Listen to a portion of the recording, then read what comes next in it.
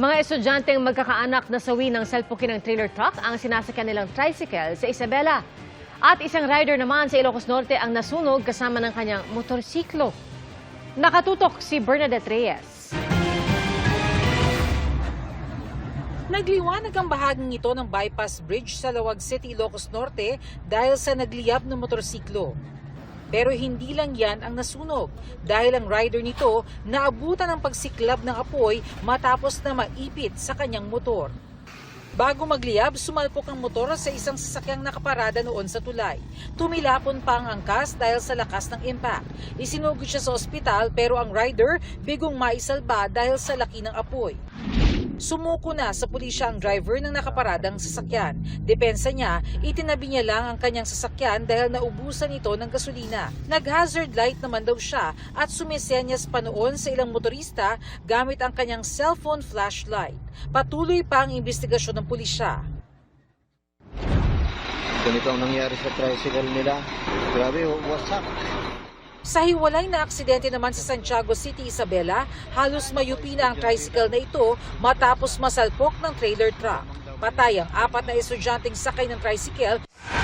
Pauwi na sana noon galing eskwela ang mga biktima at ilang metro na lang bago makababa ay sinalpok naman sila ng truck.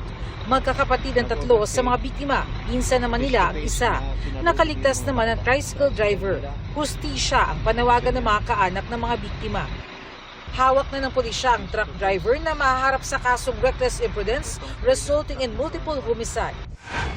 Para sa GMA Integrated News, Bernadette Reyes, nakatutok 24 oras. May hamon ang chairperson ng House Committee on Justice kay dating Congressman Zaldico kung totoo nga posible siyang maging testigo sa isang impeachment complaint laban kay Pangulong Bongbong Marcos. Dapat daw umuwi muna siya ng Pilipinas. Nakatutok si Jonathan Andal. Zaldico is willing to testify on our behalf doon sa graft and corruption issue. Ang pasabog daw na testigo ng grupong naghain ng ikatlong impeachment complaint laban kay Pangulong Bongbong Marcos hindi raw basta-bastang makakaharap sa kamera. Ayon kay Batangas 2nd District Representative Jervil Luistro na chairperson ng House Committee on Justice. Kung gusto raw tumestigo ni dating Congressman Zaldico, kailangan nitong umuwi ng Pilipinas. Dapat lahat ng witnesses under oath, which therefore means you have to come and take your oath before you give your testimony.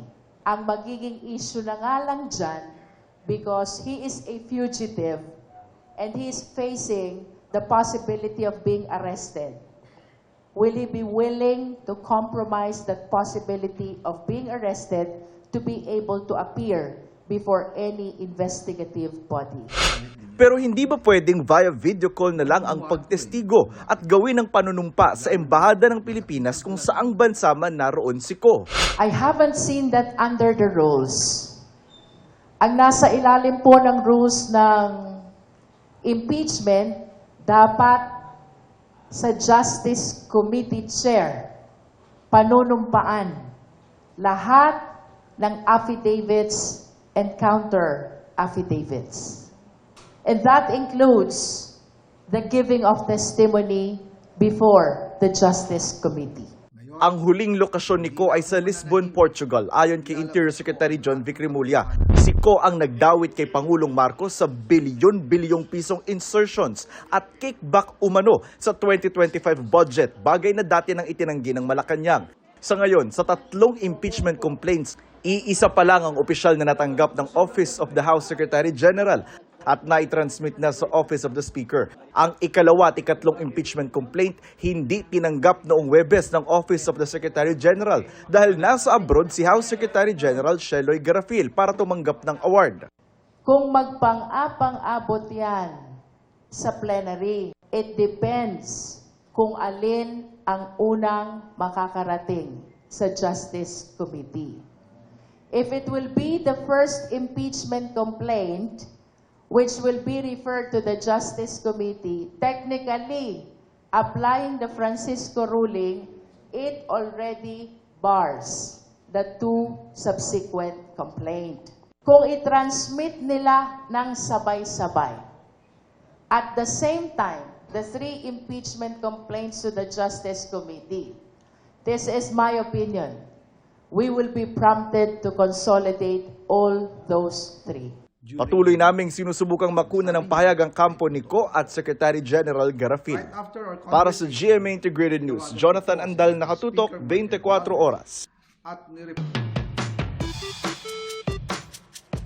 Nahulikam sa dagat sa Mindanao ang isang uri ng alimango na tila stuck sa isang lata ng sardinas.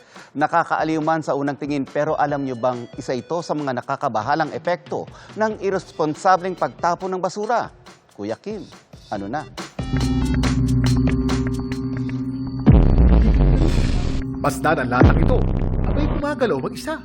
Pero kung titignang maigi, yan ay dahil dito naglulungga ang isang hermit crab. Ang video kuha ni Ronnie habang papauwi raw sa kanilang tahanan sa Surigao del Sur. Ang mga hermit crab may malalambot na abdomen at umaasa lamang sila sa mga inabandonong mga shell para sa kanilang proteksyon. Pero marami sa mga hermit crab napipilitang magtago sa mga artificial shell. Ang kaso, marami sa mga yan, gaya nitong lata, basura ng tao. Napakadelikado rin ito, lalo't ang mga lata may matatalas na bahagi. At alam niyo bang hindi lang ito ang maaring masamang epekto ng hindi wastong pagtapo ng basura? Ang littering o hindi wastong pagtatapo ng basura, hindi lamang nagdudulot ng polusyon. Maaring din itong maging banta sa mga hayop. Ang mga plastic na basura sa ating karagatan, maaring maka-injure ng mahigit 600 species ng hayop na nabubuhay sa dagat o malapit sa dagat. Kaya huwag basta-basta magtapon ng basura. Sapagkat ang ating kapabayaan, dulot ay panganib sa kapaligiran. Ang responsableng pagtatapon ng basura, simpleng hakbang para maprotektahan ang kalikasan at mga nilalang na umaasa rito. Ito po si Kuya Kim at sagot ko kayo, 24 oras.